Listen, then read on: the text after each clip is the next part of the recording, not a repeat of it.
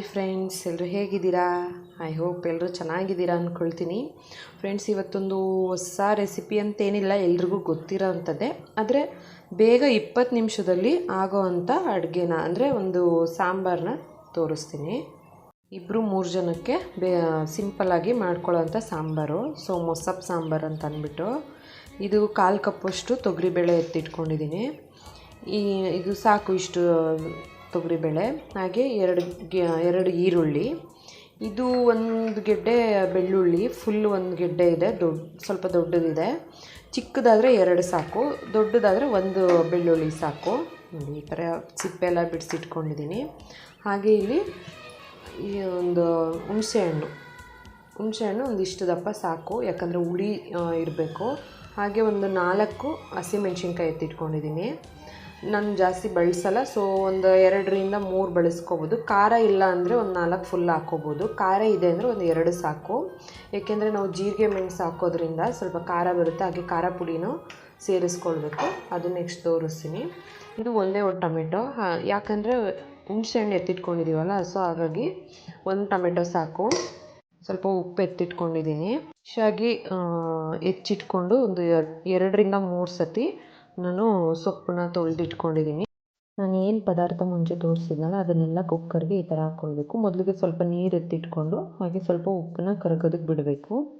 ಎಲ್ಲ ಪದಾರ್ಥಗಳನ್ನ ಹಾಕಾದ್ಮೇಲೆ ಉಪ್ಪು ಒಂದು ಕಡೆ ಸೇರುತ್ತೆ, ಒಂದು ಕಡೆ ಸೇರಲ್ಲ. ಹಾಗಾಗಿ ಇದು ಮುಂಚೆನೇ ನಾನು ಹಾಕ್ಕೊಂಡು ಕರಗಿಸ್ಕೊಳ್ಬೇಕು.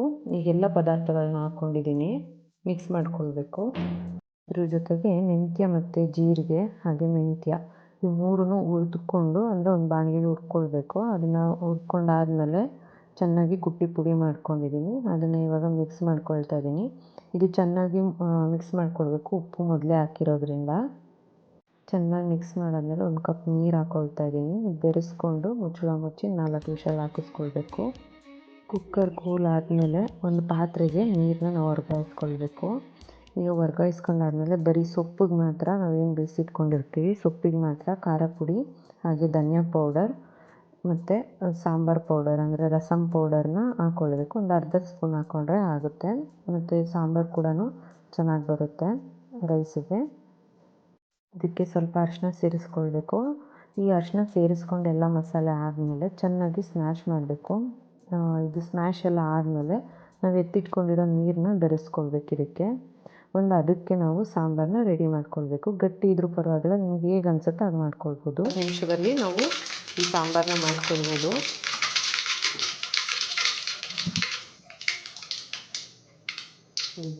ಬೆಳ್ಳುಳ್ಳಿ, ಒಣಮೆಣ್ಸಿನ್ಕಾಯಿ, ಸ್ವಲ್ಪ ಕರಿಬೇವಿನ ಸೊಪ್ಪು ಇದಿಷ್ಟು ಫ್ರೈ ಆದಮೇಲೆ